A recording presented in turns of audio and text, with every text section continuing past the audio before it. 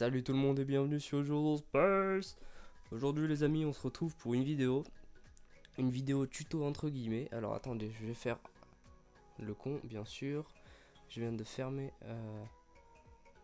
voilà, je viens de fermer le caméscope, enfin le téléphone comme un abruti, et je vais enlever surtout Audacity. Alors donc aujourd'hui une vidéo on va dire un peu mieux organisée que celle que j'avais fait sur les clims. Donc vidéo setup mais surtout tuto. Alors en fait j'ai énormément de monde dans les commentaires qui me demandent comment je me suis débrouillé avec mes problèmes de surchauffe de mon PC. Parce que bien sûr le problème d'un PC n'est pas forcément la puissance, mais le fait qu'il chauffe, s'abîme et presque vous crame les doigts quand vous jouez au bout d'un moment. Donc alors en fait, tournure de phrase très dégueulasse bien sûr. Alors le premier moyen, on va faire par étapes.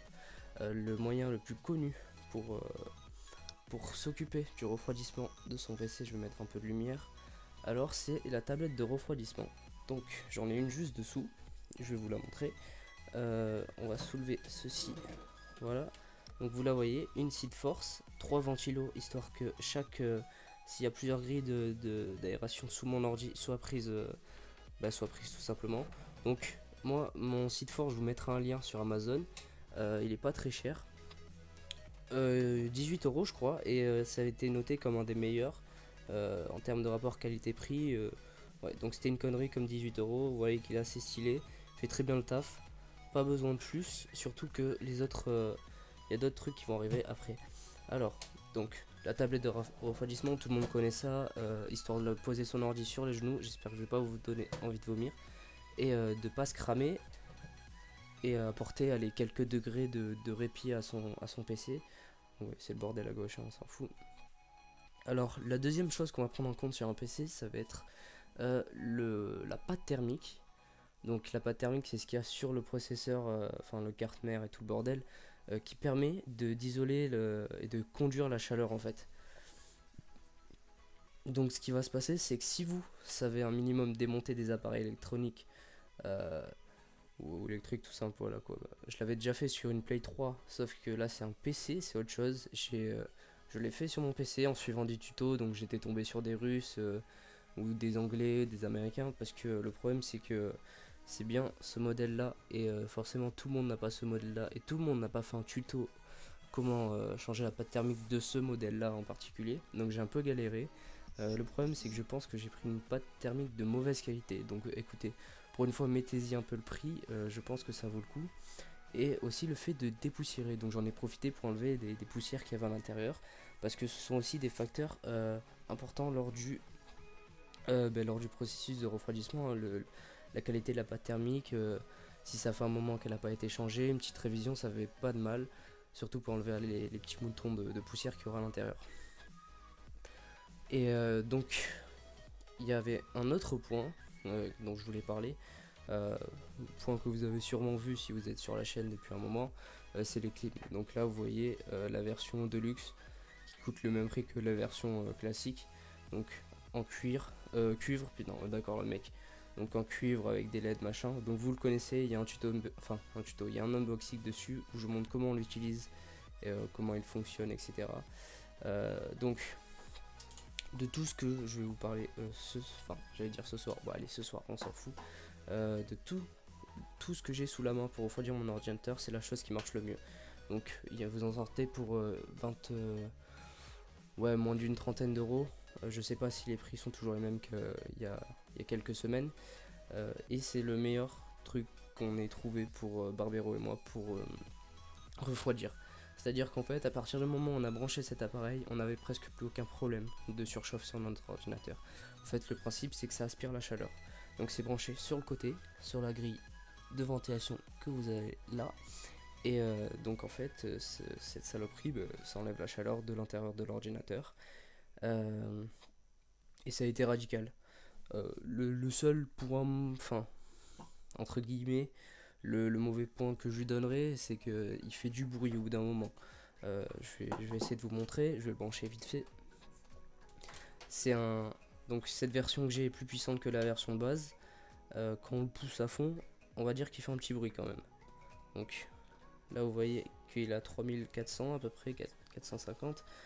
Je peux le montrer jusqu'à 4000, ou à peu près 3750. Donc je vais rapprocher le micro. Je sais pas si vous entendez, je vous mettrai peut-être l'enregistrement du téléphone à ce moment-là. Donc voilà, on va le baisser. Enfin, on va même le débrancher, on s'en fout. Voilà, donc ça c'est le best. Vous en sortirez pour moins, en tout cas de sur moins de 40 euros. C'est sur Amazon avec ça. Donc c'est la gamme Klim. Il y en a d'autres, des aspirateurs d'ordinateur, mais je les ai jamais trouvés très terribles. Ils étaient vraiment tout petits et ils n'avaient pas l'air très puissants.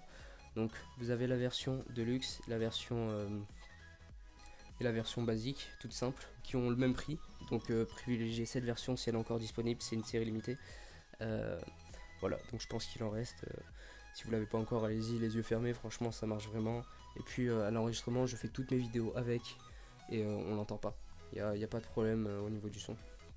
Parce que certaines personnes me demandaient aussi si ça posait problème lors d'un enregistrement ou d'une communication sur TeamSpeak ou je sais pas moi. Bon, à mon avis, si le micro est trop près ou quoi, oui, ça s'entend, mais bon, ça va, ça reste assez discret. Et le dernier point, donc le quatrième et dernier point dont je voulais parler, c'est un truc tout con, vraiment tout con. Excusez-moi.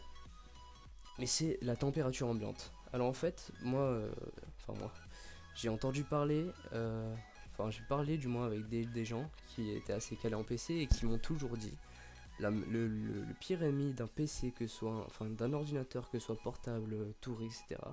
c'est l'été. Le problème c'est quand il fait très chaud.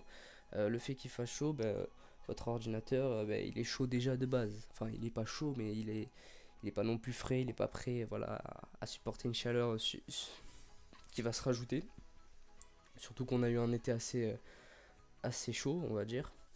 On a quand même assez morflé certaines journées où il n'y avait pas d'air, il n'y avait pas de vent, il n'y avait rien, que la chaleur, même volet fermé pendant 3 jours, ça suffisait pas. Donc ce point-là, il est assez important, la température ambiante. Donc moi je vous donne un petit conseil, quand vous êtes dans votre chambre le soir, mettez-vous un petit pull, un petit pyjama, je sais pas, et vous ouvrez la fenêtre. Voilà, tout simple, on ouvre la fenêtre. Donc moi je vis dans un village et je me prends la rue principale, donc d'où l'intérêt du casque pour pas entendre les voitures, mais surtout l'intérêt du courant d'air qu'il y a constamment. Donc là on commence à avoir des nuits fraîches, et en fait juste avec cette fenêtre ouverte, la barre de traction pousse-toi, donc juste cette fenêtre ouverte, elle me permet déjà d'aérer ma chambre parce que de temps en temps ça fait du bien, mais surtout d'apporter un petit plus général à l'ordinateur. Donc ça souvent les gens ils font pas ou quoi, mais c'est vraiment simple mais ça marche.